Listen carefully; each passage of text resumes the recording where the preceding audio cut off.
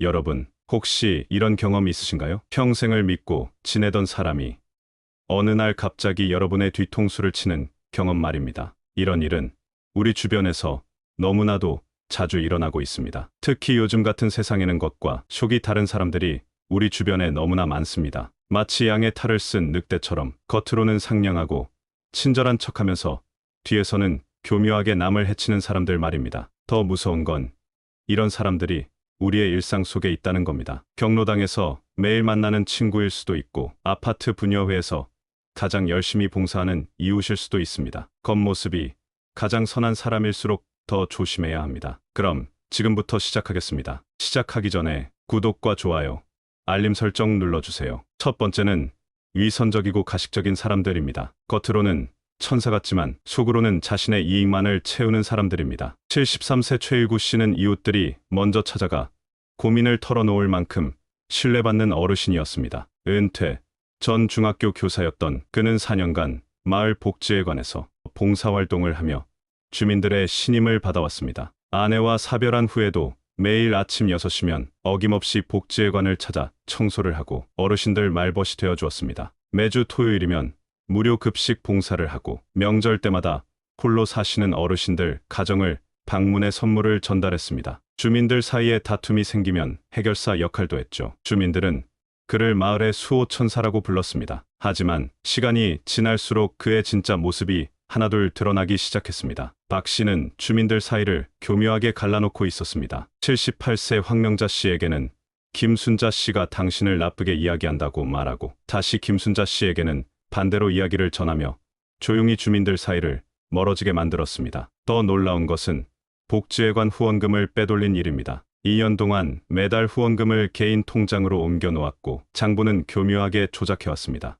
68세 이명숙 씨는 5년간 아파트 분여회에서 활동하며 주민들의 신뢰를 한 몸에 받아왔습니다. 어려운 이웃 돕기 바자회를 열고 독거노인들을 위해 도시락 배달 봉사를 하면서 우리 아파트의 어머니라고 불릴 만큼 존경을 받았습니다. 하지만 이명숙 씨의 진짜 모습은 더욱 충격적이었습니다. 2년간의 바자회 수익금 대부분을 개인 통장으로 빼돌렸고 도시락을 배달하며 알게 된 독거노인들의 개인정보를 이용해 대출까지 알선했다고 합니다. 신뢰관계를 이용해 어르신들의 도장을 받아낸 뒤 많게는 수천만 원의 대출을 받도록 해서 수수료를 챙겼습니다. 두 사람 모두 오랜 시간 봉사활동을 하며 주민들의 신뢰를 쌓았고 자신들의 활동을 은근히 자랑하길 좋아했습니다. 다른 사람의 이야기를 전할 때면 걱정돼서 하는 말인데 라는 말을 자주 썼고 돈과 관련된 일에는 유독 적극적이었다고 합니다. 최일구 씨는 복지회관 후원금을 빼돌렸고 이명숙 씨는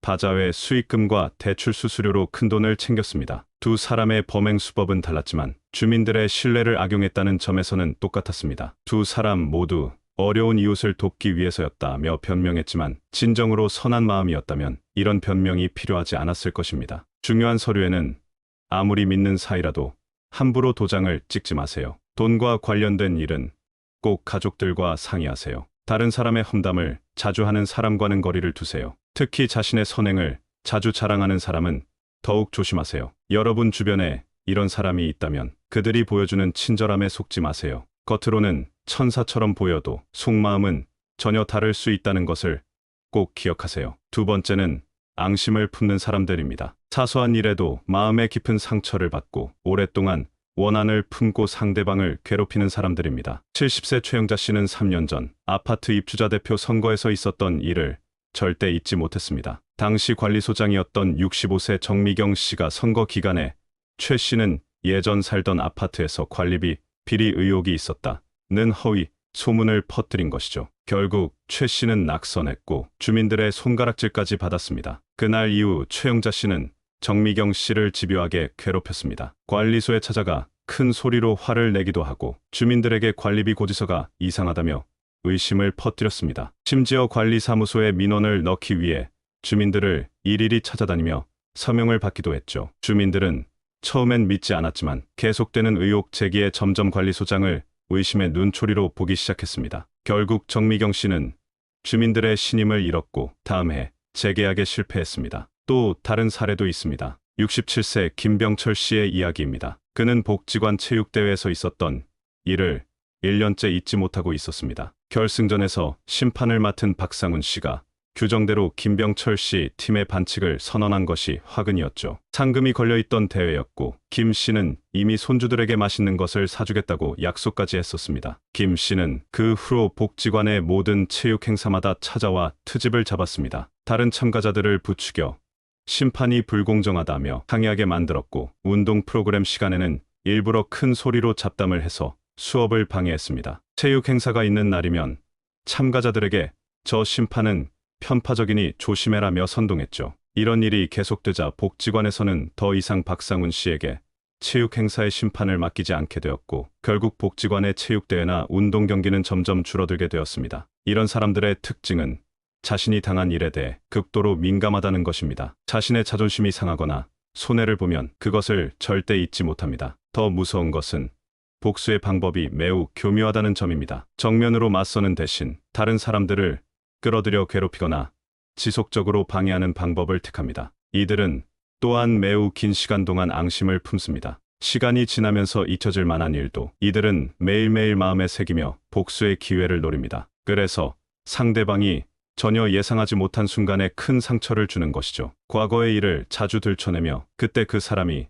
나한테 이렇게 했다는 말을 반복합니다. 또 자신의 잘못은 절대 인정하지 않으면서 다른 사람의 잘못은 절대 용서하지 않죠. 이런 분들 앞에서는 개인적인 이야기나 약점이 될 만한 이야기는 절대 하지 마세요. 나중에 공격의 무기로 사용될 수 있기 때문입니다. 만약 이런 사람이 여러분을 노린다는 걸 알게 되면 주변 어르신들과 가족들에게 미리 상황을 설명해 두세요. 혹시 모를 음해나 괴롭힘에 미리 대비하는 것이 좋습니다. 특히 이런 분들이 갑자기 친절을 베풀거나 도움을 주려고 할 때는 더욱 조심하세요. 겉으로는 친한 척하면서 뒤에서 해코지할 수 있기 때문입니다. 앙심을 품은 사람의 친절은 더 큰 위험이 될 수 있다는 것을 꼭 기억하세요. 세 번째로 조심해야 할 것은 부정적인 사람들입니다. 모든 일에 안 된다, 문제가 있다 하며 다른 사람의 의욕을 꺾고 분위기를 어둡게 만드는 사람들이죠. 75세 박정숙 씨는 노인정의 분위기를 완전히 바꿔놓았습니다. 처음에는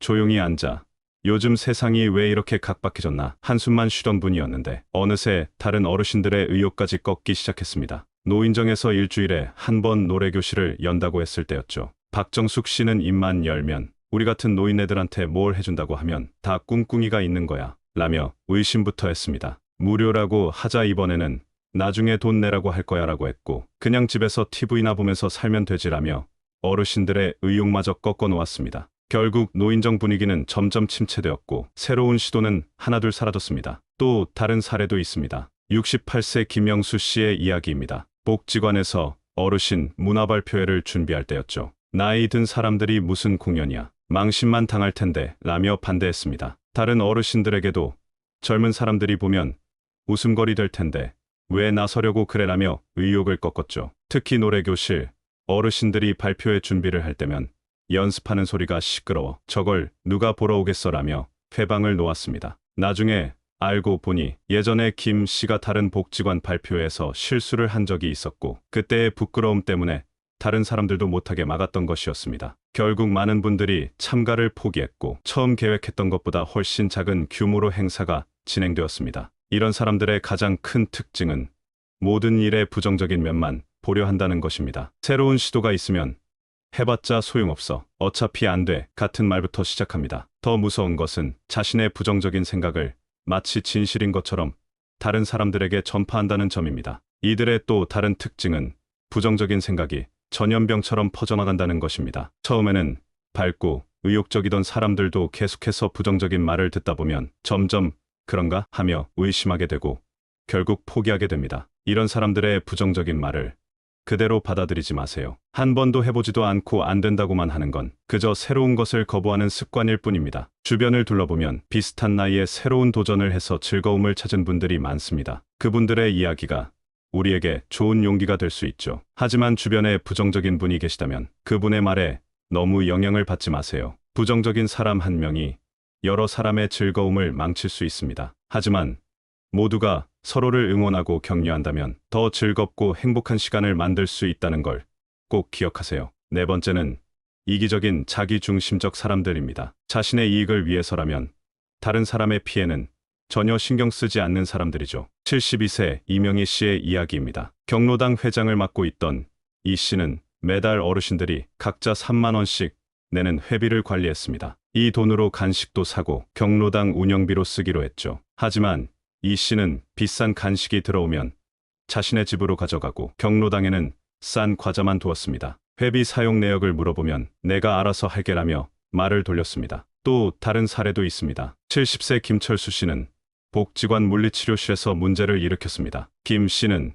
자신의 순서가 아닌데도 나 같은 단골한테 이래 비켜 하며 먼저 들어가려고 했습니다. 허리 통증으로 걷기도 힘든 어르신이 먼저 치료를 받게 해달라고 해도 누구나 다 아파서 오는 거야. 나도 아프다고 라며 새치기를 했죠. 심지어 다른 어르신들이 순서대로 합시다라고 말해도 내가 여기 오래 다녔으니까 내 맘대로야 라며 큰 소리를 쳤습니다. 이런 사람들의 특징은 자신의 기준으로만 세상을 판단한다는 것입니다. 내가 하면 로맨스, 남이 하면 불륜이라는 말처럼 자신에게는 한없이 관대하고 남에게는 엄격한 잣대를 들이댑니다. 더 무서운 것은 자신의 이기적인 행동을 당연하게 여긴다는 점입니다. 난 원래 이런 사람이야. 내가 먼저니까 당연한 거 아냐? 라며 자신의 행동을 정당화합니다. 심지어 자신의 이기적인 행동을 지적하면 요즘 세상에 누가 호구처럼 살아? 라며 오히려 큰 소리를 칩니다. 공동경비나 회비는 반드시 통장을 만들어 관리하고 매달 지출 내역을 모임에서 공개하도록 하세요. 공동생활에서는 순서나 규칙을 분명히 정하고 모두가 지키도록 해야 합니다. 이런 이기적인 행동을 보면 바로 복지사 선생님께 말씀드리세요. 혼자 참다가는 계속해서 피해를 볼 수 있습니다. 특히 노인정이나 복지관처럼 여러 사람이 함께 생활하는 곳에서는 이런 사람들 때문에 분위기가 많이 나빠질 수 있습니다. 나도 나이 들었으니까, 내가 더 오래 다녔으니까 라는 말로 자신의 이기적인 행동을 합리화하는 사람이 있다면 참지 말고 주변 사람들과 함께 문제를 제기하세요. 한 사람이 참는 것으로는 해결되지 않습니다. 여러분 주변에도 이런 이기적인 사람이 있다면 조심하세요. 처음에는 작은 것에서 시작하지만 점점 더 큰 피해를 줄 수 있기 때문입니다. 그리고 무엇보다 우리 스스로도 나이가 들었다고 이기적인 사람이 되지 않도록 조심해야 합니다. 무서운 영화 속 악마는 겉모습부터 악해서 쉽게 피할 수 있습니다. 하지만 우리 주변에 이런 사람들은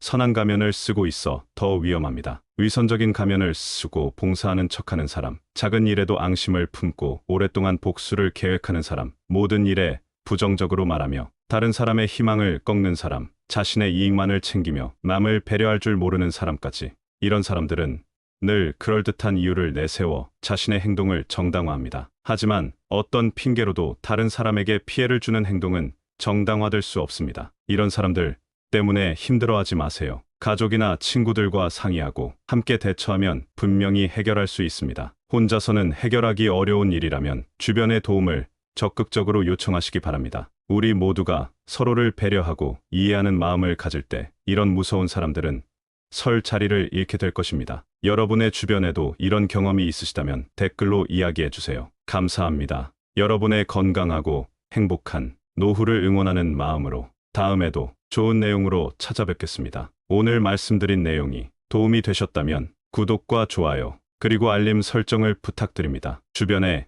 이런 고민하시는 분이 계시다면 영상을 함께 공유해 주세요. 감사합니다.